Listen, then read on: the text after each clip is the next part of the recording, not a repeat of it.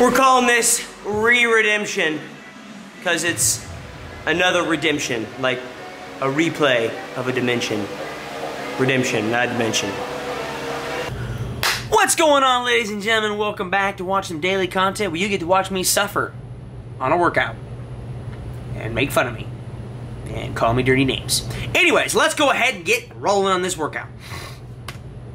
We are off in 3, a 2, a 1, and getting it. What are we doing here? We are doing re-redemption. That's what Andrew's calling it. I think I already said it in the previous part of this video, but it's called re-redemption. Essentially, it's a retry at a redemption. So, redemption was actually 3-2-1 and 3-2-1 of pegboards and 21-15-9 of thrusters at 135. And so here, and it was called redemption at the games in 2016 because the year before we did pegboards. We only had to do 3 pegboards and then like do the rest of the workout. A lot of guys couldn't do pegboards, and I was one of them. I think I got 2 out of 3 pegboards.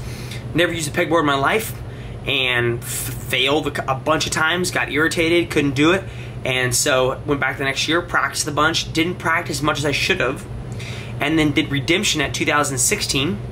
And I think I got 19th in that workout. I think I was like, to do redemption, I was like 8 minutes and 13 seconds, I believe. We actually looked it up for this workout to get an idea.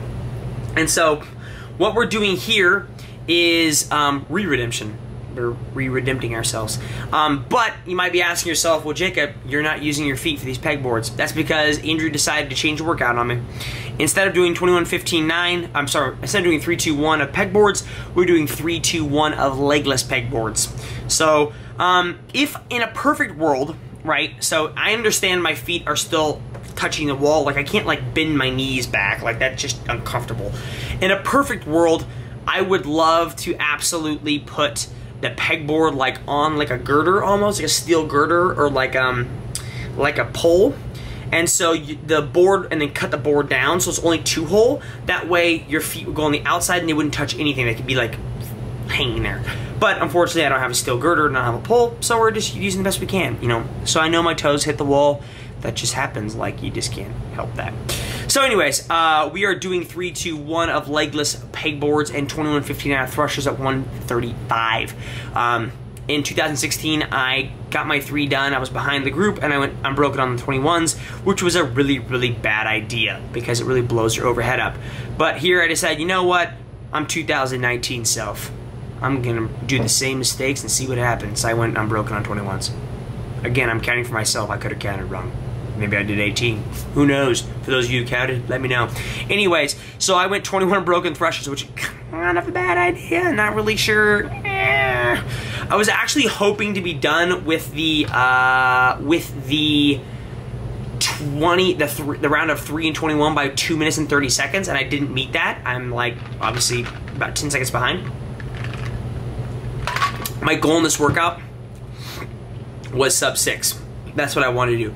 So that required a 2 minute and 30 second first round, and then a 2 minute for my second round. So the round of 2 legless and then 15 was 2 minutes.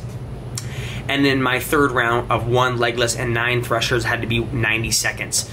And when you look at it, when I looked at it, I was like, that's totally doable. I can totally do that. The issue I ran into was legless pegboards. Believe me, I love pegboards. I'm good at them.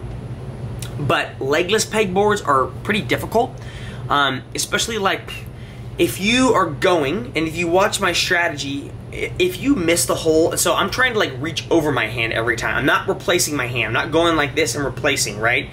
I'm going over and over and over. And if you miss that and so you replace it, you just waste so much time and energy. So if you watch, actually, did I make it? Yeah, so there's a few times like I miss a hole and I have to hang there, and that's just never a good idea. And so it was difficult, I'm not gonna lie. Like, I think the most difficult reps for me to do was the final one of the 3s, the final one of the 2s, which makes sense, right? Because you've done a few before it. This will just compounds on itself. And yes, I am wasting time to put a belt on because I was like, I have to do these 15 unbroken if I want to keep up to this pace.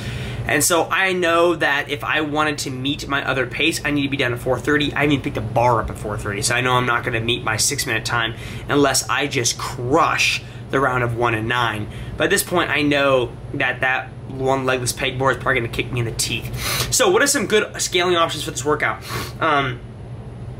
Honestly, good scaling options for this workout is one, just do pegboards. Like do 3, 2, 1 of pegboards. Essentially do redemption from the games. If you cannot do pegboards, well, let's see.